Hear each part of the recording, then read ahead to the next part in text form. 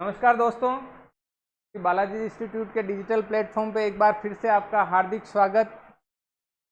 आज अपन बात करने वाले हैं कुछ दूसरी कुष्मांड कुल की फसलें जो अपनी बाकी चल रही थी। पहले अपन पढ़ चुके हैं एक कुष्मांड कुल की फसल के बारे में जो था वाटरमेलन यानी तरबूज। इसके बाद में अपनी नेक्स्ट क्रॉप आती है कद्दू। कद्दू को बोलते हैं पम्पकिन। इसकी अलग अलग जातियाँ अलग अलग स्पीशीज है, तो उनके बारे में अपन आज बात करने वाले हैं कि कौन कौन सी। जैसे अपन ने सुना तो यही है कि भाई तरोई होती है, कद्दू होती है और कुकुम्बर यानी खीरा होता है, टिंडा होता है ना, बहुत सारी कुकर बीट्स हैं, तो उनके बारे में आज अपन चर्चा करने वाले हैं। तरोई होती है, तरोई भी दो तरह की होती है, चिकनी तरोई और खुरदरी तरोई। ठीक है, तो इस तरीके से अपने अलग अलग तरोई वगैरह और वेजिटेबल्स कुछ अपने सिलेबस में है।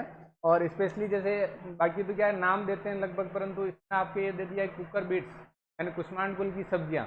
तो सारी की सारी सब्जियाँ आ गई। ठीक है, परवल हो गई, क्योंकि हाँ मतलब वो ज़्यादातर किताबों में आपको कहीं ऐसी आपके सिलेबस में हुई है। ठीक है, तो अपन बात करते, देखो मैं आपको बता रहा था कि पहले जो है कुकर बीट जितनी भी है उनमें जो बेल होती है उसमें एक ही पौधे पर नर और मादा फूल अलग अलग स्थान पर पाए जाते हैं। ठीक है, अब इसके पंपकिन के लिए स्पेशली एक क्वेश्चन आ सकता है जो वो ये पूछ सकते हैं कि भाई ऐसा कौन सी सब्जी है जिसमें उसके फूलों में फल की तुलना में अधिक मात्रा में पोषक तत्व पाए जाते हैं। तो ये कद्दू जो है पंपकिन, इसके अंदर इसके फूलों में फलों की तुलना में अधिक मात्रा में पोषक तत्व पाए जाते हैं।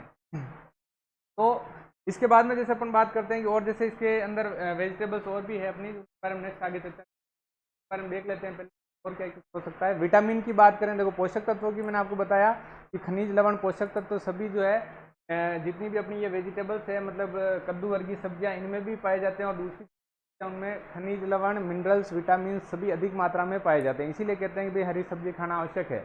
आईसीएमआर जो है, आईसीएमआर क्या है? हाँ वेरी गुड, शाबाश। आईसीआर, आईसीएमआर के अनुसार प्रतिदिन प्रति व्यक्ति सब्जियों की आवश्यकता कितनी होती है? कितनी होती है भाई, जवाब दें फटाफट। ऑनलाइन वाले नींद नहीं निकालें। प्रतिदिन प्रति व्यक्ति सब्जियों की आवश्यकता कितनी होती है?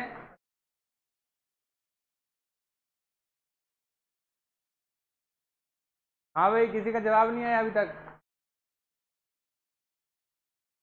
फटाफट से जवाब दें।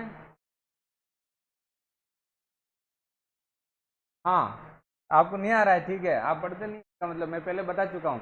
आईसीएमआर का मतलब होता है Indian council of medical research. Indian council of medical research जो कहाँ है? न्यू दिल्ली के अंदर है। ठीक है, तो उसके अनुसार प्रतिदिन प्रति व्यक्ति सब्जी फल दूध अनाज दाल सबकी फिक्स मात्रा डिसाइड की गई है कि एक वयस्क आदमी जो होता है उस वयस्क आदमी के लिए प्रतिदिन प्रति व्यक्ति कितनी आवश्यकता होती है। दो जनों ने जवाब दिया है, एक तो ममता 285, माया कह रही है, मंजू कह रही है कि भाई 285 से 300 ग्राम। ठीक है, तो यहाँ पे ज़्यादा सही किसको मानेंगे? दोनों को मानना पड़ेगा। ठीक है, क्योंकि अगर एग्जैक्ट कहें तो 285 ग्राम और अगर राउंड फिगर में कहें तो 285 से 300 ग्राम सही मानी जाती है। ठीक है, तो Indian council of medical research के अनुसार प्रतिदिन प्रति व्यक्ति सब्जी की आवश्यकता होती है अपनी 285 ग्राम प्रतिदिन प्रति व्यक्ति। ठीक है, और उसमें सब्जियों का भी फिर मिक्सअप होता है कि भाई ये नहीं केवल अपन फल वाली सब्जियां ले लें, कुछ पत्तीदार सब्जियां लेनी चाहिए और कुछ फलदार और कुछ जड़ वाली सब्जियां, ऐसे अलग अलग अपने को मिक्स में चुनाव करके उनको खाना चाहिए। हर दिन एक ही सब्जी नहीं खानी चाहिए, अलग अलग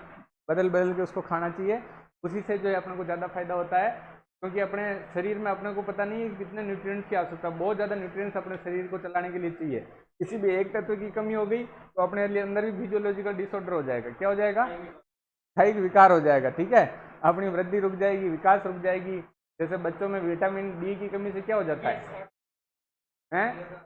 बच्चों में पिजियन चेस्ट, पिजियन चेस्ट नाम लिखवाया था ना मैंने, पिजियन चेस्ट, कबूतर के जैसा सीना, मतलब सीना सिकुड़ जाता है, उसका हड्डियों का विकास नहीं हो पाता है विटामिन डी की कमी के कारण। ठीक है, तो मतलब जो है इसी तरीके से अपने अंदर कायिक विकार कब हो सकते हैं? जब अपन न्यूट्रिएंट्स पूरे नहीं लेंगे। ठीक है, जैसे फल पौधों में होते हैं वैसे अपने इंसानों के अंदर भी हो सकते हैं। ठीक है, तो इसलिए जो है सभी सब्जियों का कुछ मात्रा में अपने को सेवन करना आवश्यक होता है। कुछ फलदार सब्जियों का चुनाव करें, कुछ पत्तीदार सब्जियों का चुनाव करें और कुछ जड़ वाली सब्जियों का चुनाव करना चाहिए। ठीक है, अब बात करते हैं आगे अपन इसके बारे में। अच्छा, वो तो दलहने वगैरह कितनी क्या खानी चाहिए डेली प्रतिदिन, आपको सबको पता होगा।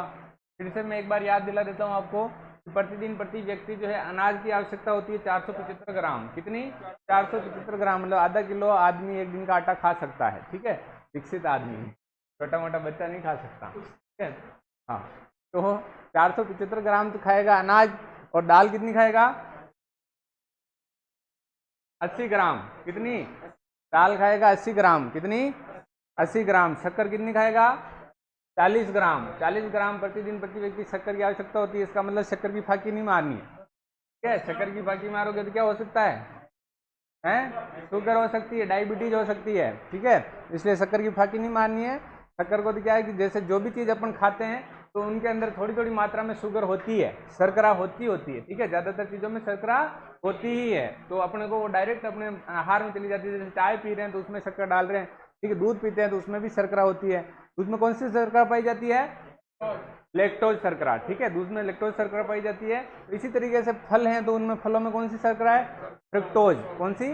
फ्रक्टोज। ठीक है, तो मतलब शर्करा सभी में पाई जाती है, तो उसको अलग से खाने की जरूरत अपने को नहीं है। अब अपन तेल की बात करें, तेल कितना चाहिए प्रतिदिन? 40 ml। कितना चाहिए? 40 ml। 40 ml तेल को पीना नहीं है, फिर तुम नाल लगा दो भाई तेल को ही पी जाओ। ठीक है, हाँ, पीना नहीं है। तेल जो है अपन सब्जियां खाते हैं उनके अंदर तेल आता है ना। वसा कुल मिला के 40 ml अपने को खानी है, घी हो चाहे तेल हो। 40 ml तो अपन रोटी चौपड़ के भी खा रहे हैं, सब्जी में भी तेल डाल रहे हैं। ठीक है, तो वो वसा हो गई। 40 ml से ज़्यादा अपने को काम में नहीं लेना है। ज़्यादा लेंगे तो क्या हो जाएगा? पेट बढ़ जाएगा। ठीक है, हार्ट अटैक होने का खतरा भी हो सकता है फिर। ठीक है, हाँ, बीपी की इन बहुत सारी प्रॉब्लम्स हो सकती है। अच्छा, तो इन बातों का ध्यान रखना चाहिए, मतलब ये अपने एग्जाम्स में आ सकते हैं। और दूध की आवश्यकता कितनी होती है प्रतिदिन प्रति व्यक्ति?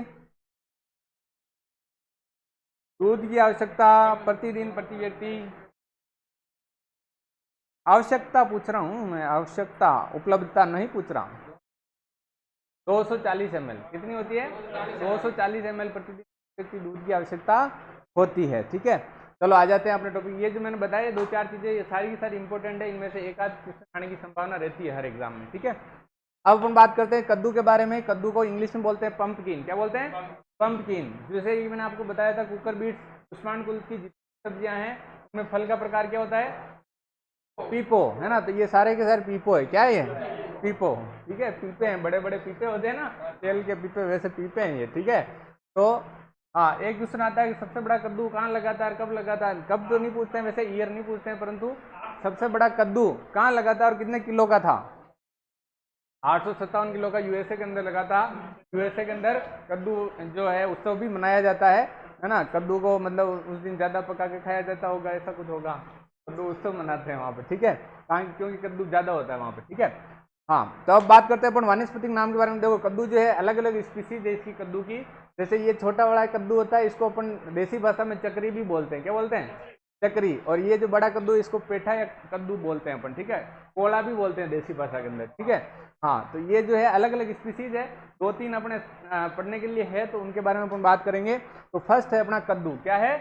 कद्दू, जिसको इंग्लिश में बोलते हैं पंपकिन। ठीक है, वानस्पतिक नाम है इसका कुकुरबिटा मोस्काटा या मोस्चाटा, कुछ भी कह सकते हो। मोस्काटा लिख सकते हो, इंग्लिश में MOCHATA आता है ना, तो मोस्चाटा या मोस्काटा कुछ भी बोल सकते हो उसको। ठीक है, कुकुरबिटा मोस्चाटा।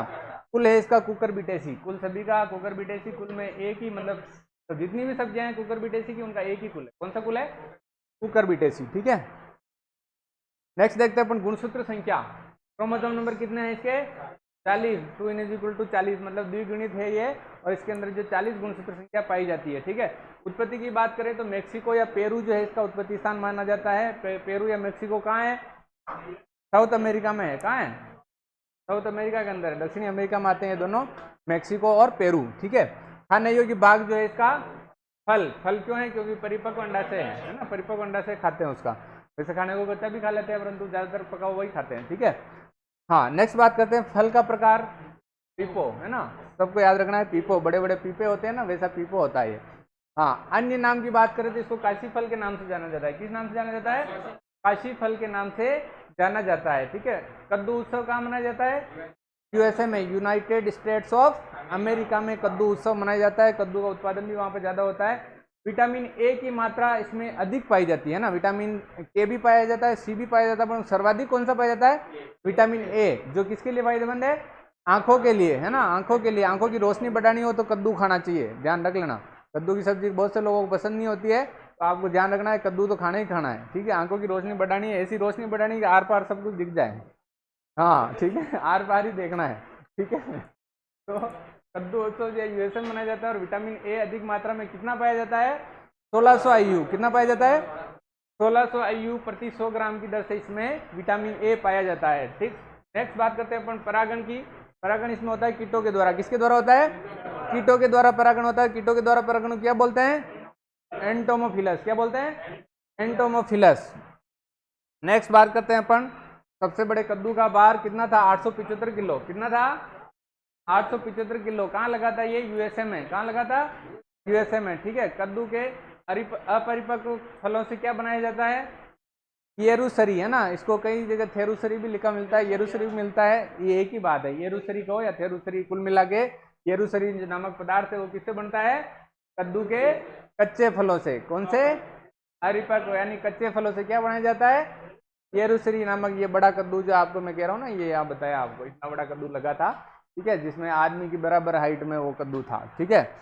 हाँ, फूल खिलने का समय कब है, सुबह 4 से 8 बजे के बीच ही इसके फूल खिलते हैं, उसके बाद में बंद हो जाते हैं, ठीक है। तो परागण उस समय में ही हो जाता है, उसके बाद में परागण नहीं हो सकता है। फूल बंद हो गए तो फिर भंवरा घुसेगा कहाँ, अंदर, है ना। अंदर घुसने के लिए जगह भी तो चाहिए। हाँ, तो भंवरा घुस नहीं पाता है, मधुमक्खी अंदर घुस नहीं पाती है क्योंकि वो बंद हो जाता है। और अगर पहले घुस के अंदर ही बैठ रह गया तो वो अंदर ही रह जाता है, बाहर भी नहीं निकल पाता, ठीक है। 4 से 8 बजे परागण करके वो वापस बाहर आ जाता है, ठीक है। नेक्स्ट बात करते हैं कद्दू में पोषक तत्व। मैंने आपको बताया ना, फूलों में फलों की तुलना में अधिक मात्रा में पोषक तत्व पाए जाते हैं, ठीक है। अब इसका रीजन भी बताऊं मैं आपको कि भाई जैसे दूसरों में सब में ये चीज लागू नहीं होती सब फलों में, परंतु इसमें मैं बताऊं कि भाई जैसे मैंने आपको बताया था कि when the quantity is increased, when the quantity is increased मतलब जब उसकी मात्रा बढ़ जाएगी, मतलब उपज उसकी बढ़ जाएगी, तो उसके अंदर क्वालिटी डाउन हो जाएगी, ठीक है, गुणवत्ता कम हो जाएगी। तो फूल तो होता है छोटा सा और थोड़ा कितना बड़ा लगता है, मतलब कद्दू बहुत बड़ा लगता है ना, तो बड़ा लग रहा है तो उसके अंदर जो है जितना बड़ा होगा उतने पोषक तत्व कम होते जाएंगे, ठीक है। तो फूल के अंदर इसमें पोषक तत्व बहुत ज्यादा होते हैं और फल बनता है तो उसमें थोड़े उसकी तुलना में कम होते हैं, ठीक है। हाँ, तो खा सकते हैं फूलों को पर खाते नहीं अपन, ठीक है। बाकी सब्जी बना के तो किसी की खा लेते हैं, वो साउथ इंडियन होते हैं ना, साउथ इंडियन को मैंने देखा है कि भाई आपने भी देखा होगा, आपने पहले इधर वो ट्यूबवेल बोरिंग करने की मशीनें लेके आते थे, तो वो खेत पे कहीं से चारा काटा बनाई सब्जी खा लेते थे, मतलब चारे की सब्जी किसी की भी सब्जी खा लेते थे। क्या यार गजब यार, ऐसे तो अपन तो नहीं खा सकते, है ना। उनके लिए सब्जी की कोई आवश्यकता ही नहीं है, कुछ भी देकर बनाई खा ली, ठीक है। तो फूलों की सब्जी वो खा सकते हैं, अपन नहीं खाते हैं, ठीक है। हाँ, नेक्स्ट अपन बात करते हैं दीर्घ दिवस नर पुष्पों को बढ़ाते हैं। मैंने आपको बताया था कि दिन की लंबी अवधि है ना, दीर्घ दिवस और अधिक तापमान नर फूलों की संख्या को बढ़ाता है। कुष्मांड कुल में सभी में, कुष्मांड कुल की जितनी भी फसलें हैं उसमें दीर्घ दिवस यानी दिवस की अवधि लंबाई होती है, मतलब कि दिन की अवधि ज्यादा होती है, मतलब सूर्य ज्यादा समय तक रहता है, ठीक है, उसको बोलते हैं दीर्घ दिवस। और तापमान अधिक रहता है तो उसमें क्या हो जाता है, नर फूल ज्यादा बनेंगे, और नर फूल ज्यादा बनेंगे तो प्रोडक्शन कम हो जाएगा, ठीक है, उत्पादन कम हो जाएगा। नेक्स्ट अपन बात करते हैं जलवायु की। कौन से जलवायु की फसलें हैं ये, गर्म। जितनी भी कुष्मांड कुल की फसलें हैं वो गर्म जलवायु की फसलें हैं। कौन सी जलवायु की फसलें हैं, गर्म जलवायु की फसलें हैं, ठीक है। उसके बाद में बात करते हैं उपयुक्त तापमान खेती के लिए 18 से 24 डिग्री सेंटीग्रेड। कितना, 18 से 24 डिग्री सेंटीग्रेड इसकी खेती के लिए उपयुक्त तापमान माना जाता है। नेक्स्ट बात करते हैं बीज दर के बारे में। बीज दर कितनी चाहिए इसकी, 4 से 5 किलो तो एवरेज है ही है, कहीं भी मतलब कुष्मांड कुल आ जाए तो 4 से 5 किलो टप्पा लगा देना है, अपना सही हो जाएगा, गलत नहीं होगा, ठीक है। और ज्यादा से ज्यादा मतलब इसकी 6 से 8 किलो भी रख सकते हैं, ठीक है, 6 से 8 किलो हाईएस्ट रख सकते हैं, बाकी ज्यादातर को कितनी रखते हैं, 4 से 5 किलो। अब इसके रेंज में आ जाए मतलब 4 से 6 किलो तो भी राइट है, ये ध्यान रखना, ठीक है। बाकी एग्जैक्ट आसपास का नहीं पूछेंगे, रेंज में ही पूछेंगे, ठीक है। नेक्स्ट बात करते हैं दूरी। पौधे कितनी दूरी पर लगाते हैं, 3 × 1.25 मीटर स्क्वायर। उस दिन जो मैंने सवाल बताया था उसमें मैंने जो लिखवाया था उस हिसाब से आंसर आ रहे थे, 49,000 समथिंग पौधे आ रहे थे। आपको कैलकुलेशन करना ही नहीं आ रहा था, बाकी उस दिन अपन निकाले थे ना और चार्ट में पौधों की संख्या, तो उसमें 49,000 समथिंग पौधे आ रहे थे, मतलब 50,000 से 60,000 अपन ने लिखा था, राइट था अपना, ठीक है। निकाल लेना, और भी नहीं आए तो वापस बता दूंगा मैं, ठीक है। हैं, हाँ, फल वाली में अपन निकाले थे नहीं, वो सेंटीमीटर वाला जो था किसमें कोई सब्जी में निकाले थे अपन ने, तो पहले वो देखो सेंटीमीटर है, उनको मीटर में चेंज करने के लिए ऊपर 100 × 100 लगाते हैं, ठीक है। और उसके बाद में जो है नीचे वाला वापस जो है उसके पॉइंट हो तो पॉइंट को हटाने के लिए जो वापस तो लगा, इसलिए अपन जो है अपने फिर आंसर 49,000 समथिंग आ रहे थे। ठीक है, वापस बता दूंगा, किसी को समझना हो तो आ जाना।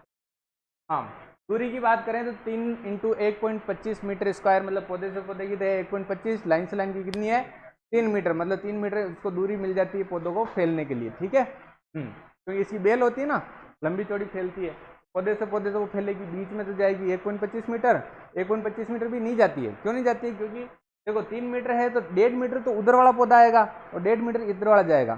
समझे मेरी बात को? जैसे ये 2 लाइनें हैं, ठीक है, यहाँ लगाए पौधा, यहाँ लगाए पौधा, यहाँ लगाए पौधा, ऐसे पौधे लगे। तो भाई ये 3 मीटर दूरी है, कितनी है? ठीक है, और ये कितनी है? 1.25 मीटर। ठीक है, ये इन दोनों की दूरी क्यों है?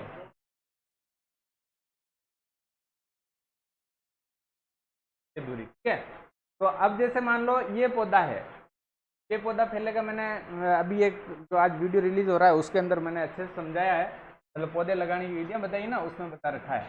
तो ये जैसे ये जो पौधा है ये फैलेगा इधर यहाँ तक, आधे ये फैलेगा और आधे कौन सा इधर वाला पौधा फैलेगा।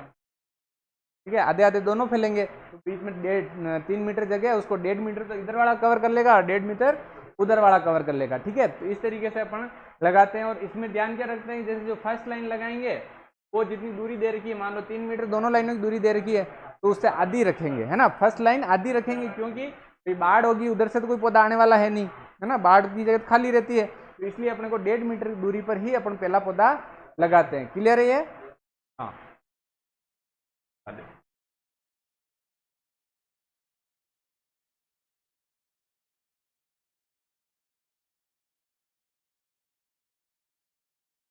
नेक्स्ट बात करते हैं किस्मों की, वेराइटीज कौन कौन सी है इसकी।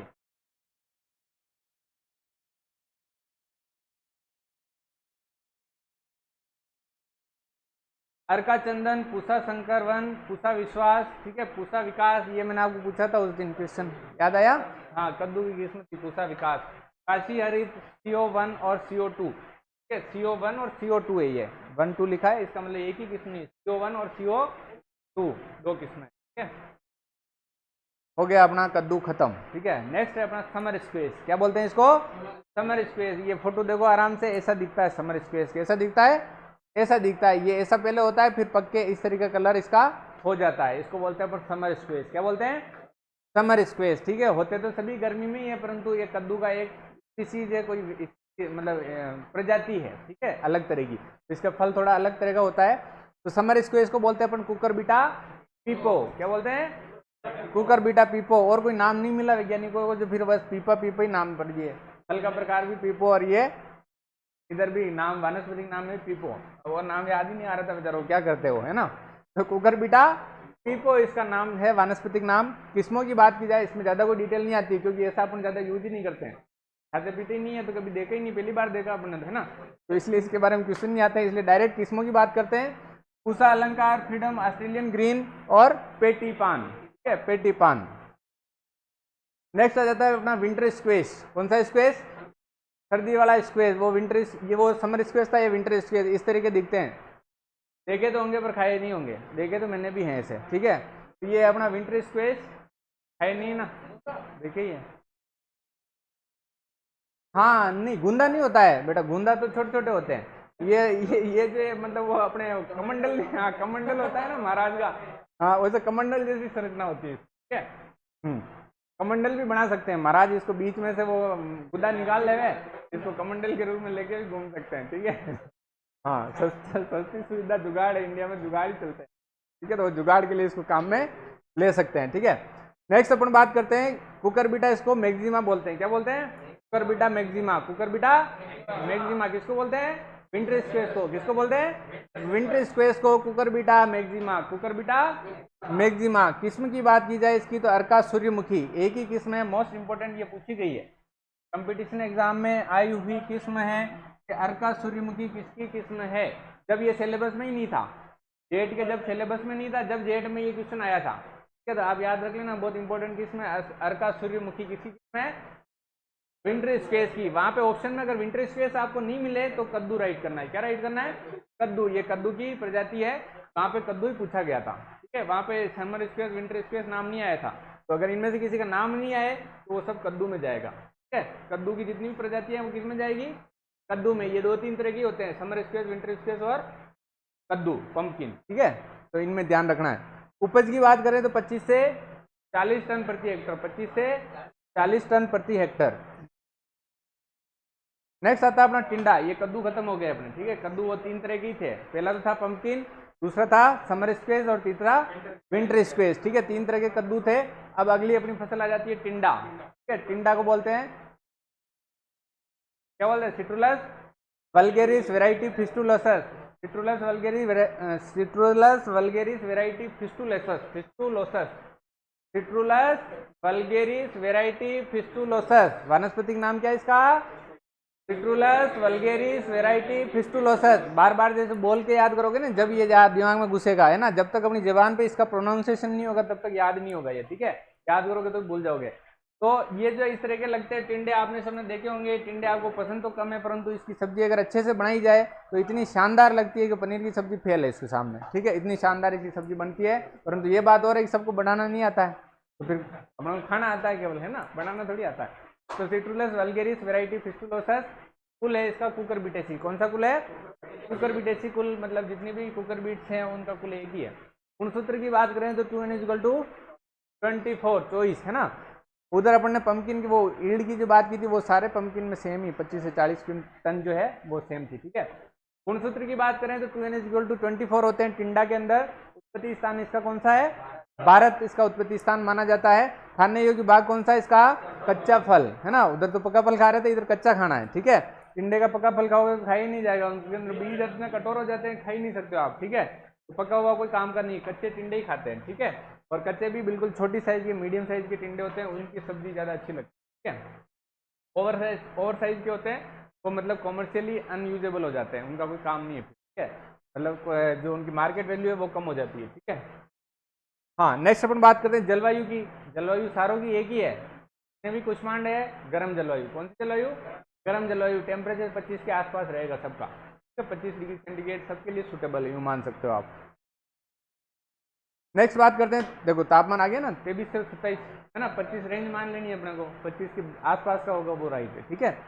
23 से 27 डिग्री सेंटीग्रेड टिंडे की खेती के लिए तापमान उपयुक्त माना जाता है। मृदा की बात करें तो इसके लिए बलुई दोमट मृदा उपयुक्त मानी जाती है। कौन सी मृदा? बलुई दोमट मृदा सभी के लिए उपयुक्त है, जितनी भी फसलें उनके लिए, सारों के लिए उपयुक्त है बलुई दोमट मृदा, क्योंकि उसमें न तो पानी भरा रहता है न और कोई समस्या है, ठीक है। पानी आराम से रिस्क के अंदर चला जाता है। चिकनी मिट्टी होगी तो उसमें पानी भरा रहता है, तो वो समस्या करता है, पैदा करता है, समस्या पैदा कर देता है। इसलिए उसको चिकनी मिट्टियों को ज़्यादा काम में अपन नहीं लेते हैं, उसमें कपास ही लगाते हैं ज़्यादातर। क्या लगाते हैं? कपास, गन्ना वगैरह लगाते हैं। इसका उपयोग जो है कफ सही करने में व रक्त संचार को अच्छा करने के लिए किया जाता है, ठीक है। टिंडे का उपयोग देखो, टिंडा कितना उपयोगी है अपने लिए, है कि नहीं है।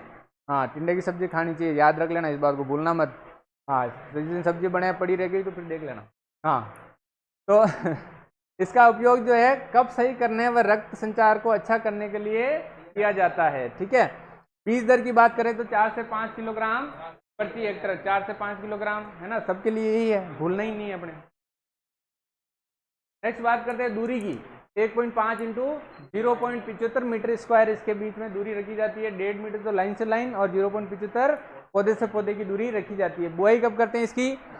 फरवरी मार्च में बुआई की जाती है। ज़्यादातर कुष्मांड कुल के लिए फरवरी मार्च है, बाकी जुलाई अगस्त में अपने यहाँ लगा सकते हैं, वो बात और है, ठीक है। किस्मों की बात करते हैं। इसमें दिलपसंद, अर्का टिंडा, हिसार सिलेक्शन 1। अर्का टिंडा का क्वेश्चन वैसे आए तो डायरेक्ट टिंडा नाम दिख रहा है तो अपने इसमें टेप देना है ना, परंतु अच्छी इंपॉर्टेंट किस्म ये हिसार सिलेक्शन 1, बीकानेरी ग्रीन, ठीक है। बीकानेरी ग्रीन भी एक इंपॉर्टेंट किस्म है। उपज की बात करें तो इसकी 4 से 6 टन प्रति हेक्टर, 4 से 6 टन प्रति हेक्टर। तो ये तो होगी अपनी यहाँ तक कंप्लीट। अब एक और बच रही है अपनी, जो अभी करवा देता हूँ मैं आपकी, उसको कहते हैं अपन तरोई। यस, तरोई तो आप सबने खाई रखी है, हाँ, सब्जी भी अच्छी बनती है। ये इवन ये मान सकते हो आप कि भाई जितनी भी कद्दू वर्गीय सब्जियां हैं उसमें सबसे ज़्यादा पसंद की जाती है तरोई, ठीक है। तरोई जो है टेस्टी भी लगती है और पोषक तत्व इसमें अधिक होते हैं, मार्केट में महंगी भी मिलती है, ठीक है, 40-50 रुपये की कम बिकती है एवरेज मंडी के अंदर भी, ठीक है, बहुत अच्छी होती है। परंतु इसमें कई बार क्या होता है, समस्या क्या आती है, क्या आती है भाई समस्या, कड़वी, वेरी गुड, है ना, कुछ वाइल्ड स्पीसीज होती है, इसके बीज अपने ओरिजिनल तोरई के साथ मिक्स हो जाते हैं, तो या फिर जो है इसके अंदर एक तत्व पाया जाता है, कौन सा तत्व पाया जाता है, कुकुरबिटेसिन, कौन सा, कुकुरबिटेसिन तत्व पाया जाता है, उसकी मात्रा अधिक बन जाती है, उसके कारण ये कड़वी हो जाती है, ठीक है। तो इसलिए ये थोड़ी सी इसकी समस्या है, कई बार सब्जी बनाते हैं तो पहले या तो टेस्ट करके फिर बनाना चाहिए, ठीक है, और अगर टेस्ट करके तो कड़वी सब्जी बन जाए तो भी खा लेनी चाहिए, कुकुरबिटेसिन से मरते नहीं है, ठीक है। हाँ, तो ये इसकी समस्या, और कोई समस्या नहीं है। पोषक तत्वों की बात करें तो विटामिन ए इसमें पाया जाता है, विटामिन सी इसमें पाया जाता है, पोटेशियम पाया जाता है, मैग्नीशियम पाया जाता है, इसमें सभी तत्व थोड़ी थोड़ी मात्रा में पाए जाते हैं, मतलब अपने स्वास्थ्यवर्धक है, बहुत ही फायदेमंद ये है तरोई। और तापमान की बात करें तो इसकी खेती के लिए भी गर्म तापमान चाहिए, 20 से मतलब 25-26 डिग्री के आसपास टेम्परेचर इसके लिए चाहिए। और ये जो है कोई सिस्टम सब जो है, मतलब अपन बात करें कि भाई फ्लावरिंग वगैरह कैसे क्या हो रही है, तो इसमें भी फूल ऐसे ही आते हैं, मतलब नर और मादा फूल एक ही पौधे पे आते हैं, अलग अलग स्थान पे आते हैं, फ्लावरिंग का समय वही है, तो मैं वैसे वैसे कुकर बीट की तरह। तो अपन बात करते हैं तुरई, इसको बोलते हैं अपन कार्ड, क्या बोलते हैं, रिज,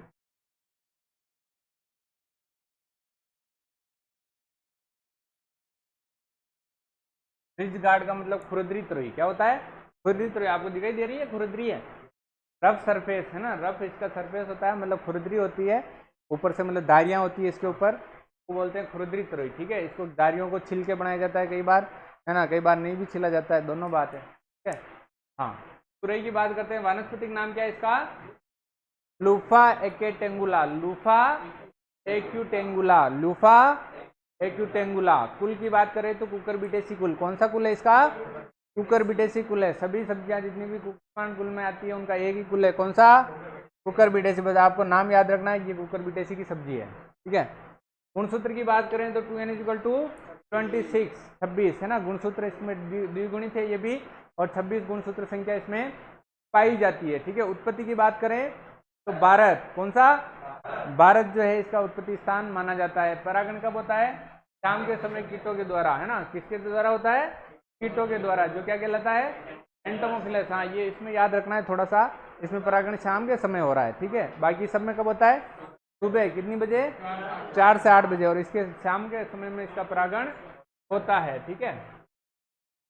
नेक्स्ट बात करते हैं किस्मों की, पूसा नसदार, पंजाब सदाबहार, कोकन हरिता, सतपुतिया, ये 2-4-5 किस्में, ठीक है।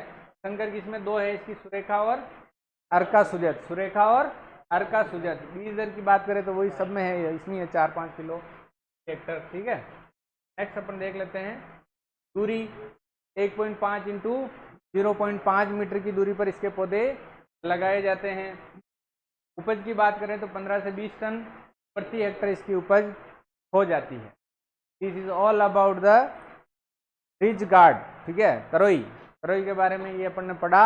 एक तरोई अपनी बाकी रह रही है जिसको कहते हैं चिकनी तरोई, वो अपन नेक्स्ट क्लास में पढ़ेंगे, ठीक है। और इससे रिलेटेड अभी जो पढ़ा अपन ने, उसके कोई क्वेश्चन आपके दिमाग में चल रहे हो, तो आपके क्लियर नहीं हो पाए हो, तो आप पूछ सकते हैं। This is now for question session.